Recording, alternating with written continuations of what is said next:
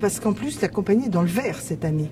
Les efforts qui ont été faits par le personnel mettent la compagnie dans le vert. Donc, qu'on prévoit l'avenir, c'est bien. Qu'on fasse un drame social pour soi-disant prévoir l'avenir, ce n'est pas acceptable. Donc vous comprenez cette réaction? Vous ne la justifiez pas, mais vous la comprenez? Évidemment, je ne peux jamais justifier la violence.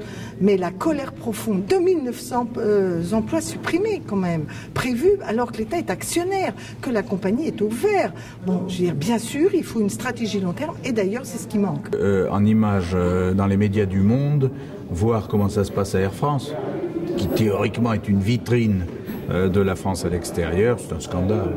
C'est un scandale et c'est la négation de tout ce qu'on cherche à faire. Je veux dire, déjà, on n'est pas brillant au niveau économique, ça ne va pas au niveau social. On a une image dans le monde qui s'est considérablement dégradée depuis quelques années, et c'est tout ce qu'on trouve à afficher pour ce qui est normalement une entreprise vitrine, une entreprise d'élégance, une entreprise de savoir-faire, une entreprise d'accueil. Si c'est ça l'accueil, je vous garantis que c'est un vrai désastre. Moi, je pense que les types qui ont fait ça à Air France ne se rendent même pas compte du mal qu'ils se font à eux-mêmes. Bien sûr, tout le monde a été choqué par cette agression contre un DRH de la part de salariés d'Air France. Bien sûr, c'est choquant, mais je crois qu'il faut relativiser. C'est un cas. Le dialogue social en France fonctionne. Dans de nombreuses entreprises, le patronat et les syndicats arrivent à dialoguer. Il y a eu un dérapage regrettable.